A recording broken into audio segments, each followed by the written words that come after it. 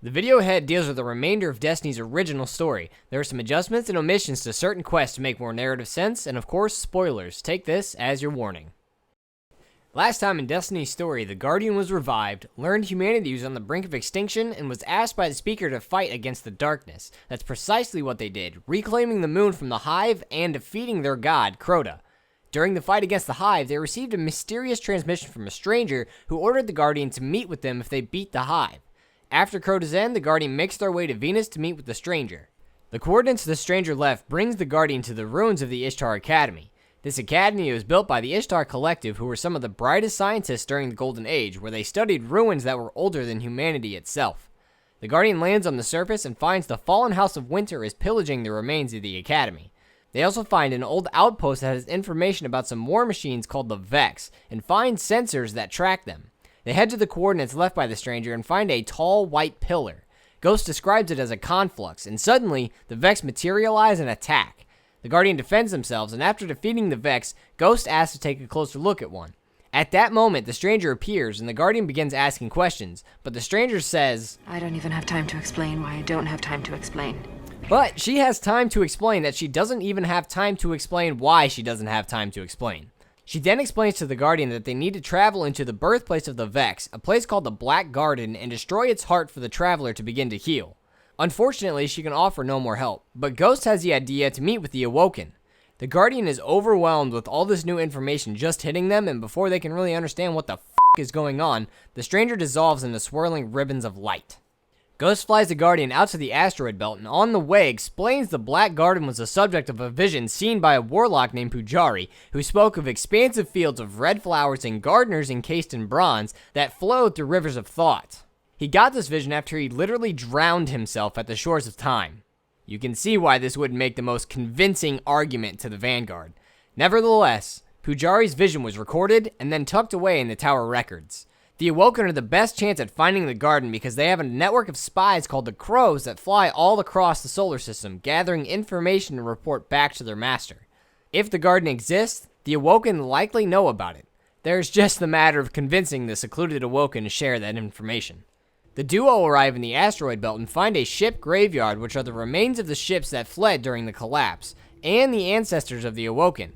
Some floating pieces of debris turn out to be Awoken ships, and after asking the Guardian their business, they direct the Guardian to the Queen's throne room where they are met by her brother, Prince Uldren. After some banter, some Fallen appear from behind the throne and the Guardian begins to attack. But Uldren stops the Guardian and the Queen appears, telling the Guardian that these Fallen obey her. They were subjugated after their house, the House of Wolves, were defeated by the Awoken in the Reef Wars. The Guardian asks for help from the Queen and her brother, and after convening with each other for a bit, they decide to help the Guardian if they can get the head of a Vex Gatelord. The Guardian promises to return and departs. Ghost has no idea where to find a Vex Gatelord, so he suggests studying the robots to find out. The Guardian kills a Vex Cyclops and takes its mind core to an old research station. Ghost studies the Vex and finds out they all share one mind over a large network that expands into the mantle of Venus. If he accesses this network, he can draw out a Gatelord. He tells the Guardian to head to the bottom of the giant Vex citadel the towers of the Ishtar sink. There's a conflux here that he can use to access the network. Afterwards, the Guardian heads to the endless steps where they find a huge Vex gate humming with energy. They stand in a ring and summon the Gatelord, Zydron. They slay the giant robot and take his head back to the Awoken. Uldren is angry that the Queen wants to help the Guardian, but complies when she orders him to take what is required. Uldren carves out the eye of the Gatelord and happily watches it die in his hands, pitying a wasted journey. The Queen gives the eye to the Guardian, much to the annoyance of her brother, and tells the Guardians that they owe her one. Uldren then tells the Guardian the coordinates of the Black Garden on Mars. Before the Guardian can reach the Black Garden, however, they need to get through the exclusion zone that the alien force known as the Cabal have set up on Mars after the Red Planet was surrendered to them. They begin by flying right in and landing on the surface of Mars. Isn't this area supposed to be exclusive?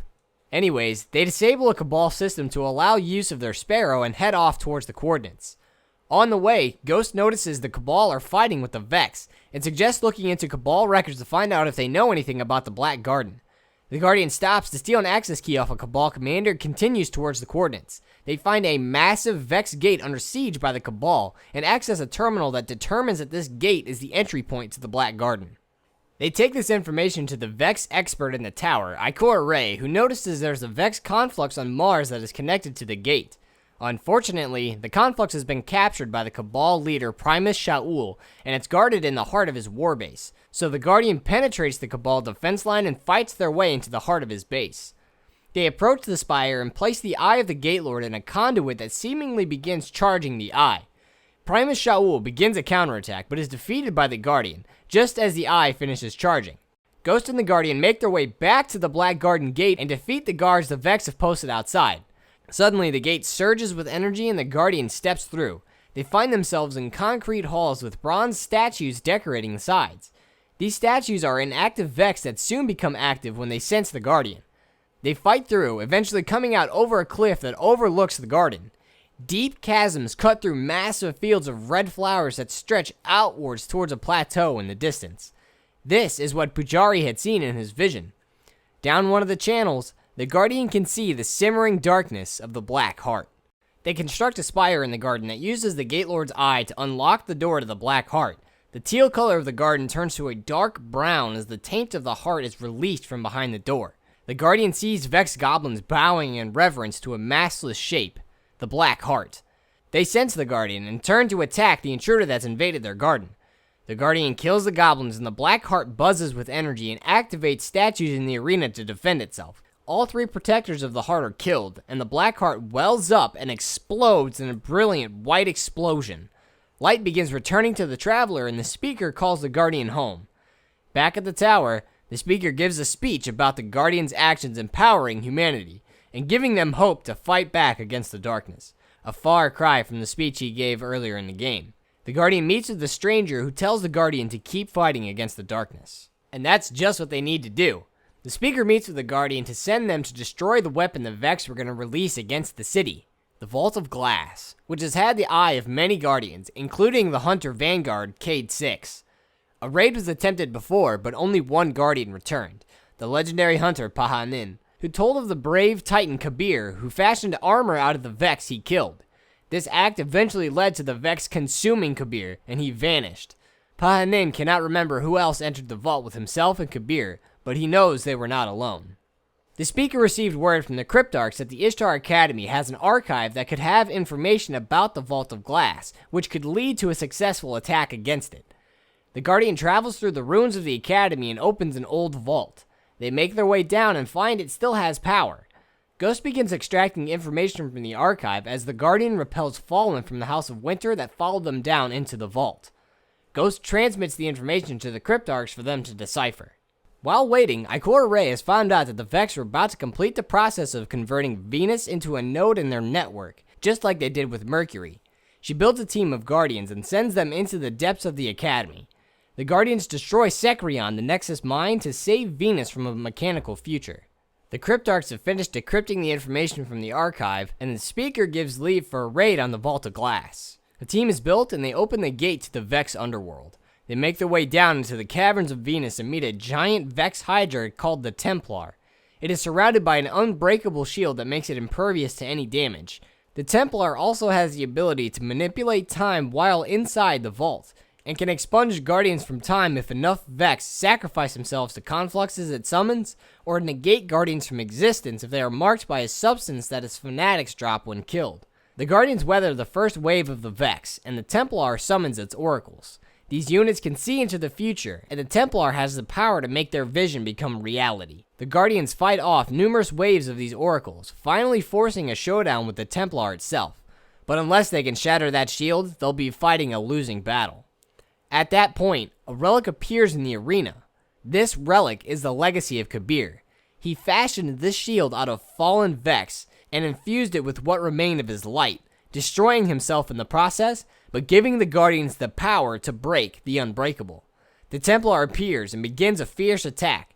Kabir's shield wells up with energy that is shot at the Templar, breaking its shield and leaving it vulnerable to be destroyed by the Guardians.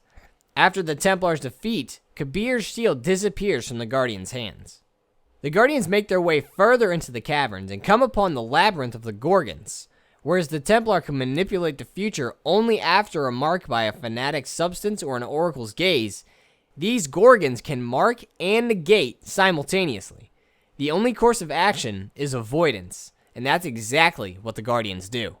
They finally find their way to the glass throne, and before they can summon the Master of the Vault, they need to destroy its gatekeeper. They destroy the one present, but nothing happens, which is because there's a gatekeeper in 2 more places of the vault, the past and the future. The Guardians open Vex time gates and destroy the gatekeepers inside. Unfortunately, the gatekeeper is able to mark the Guardians with the void, permanently blinding them.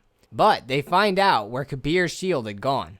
The Vex had hidden it in the past and the future as well. The power of the light within the relic also cleanses them of their mark, and they bring back both shields to the present and prevent a last-ditch effort by the Vex to expunge the Guardians. The shields disappear from their hands once again, and the Overseer of the Vault finally arrives, Atheon, Time's Conflux. Atheon is powerful and is able to send the Guardians into the past or the future at will, which is precisely what he does, sending half the team to be lost forever in the dark corners of time. Unfortunately for him, Guardians make their own fate. The Vex cannot find a safe place to hide the light let in by the wound of Kabir, and the Guardians find his shield. The Guardians are able to cleanse themselves and destroy the oracles that Atheon summons. The time gates in the past and the future activate as the Guardians from the present rescue their allies from the dark corners of time.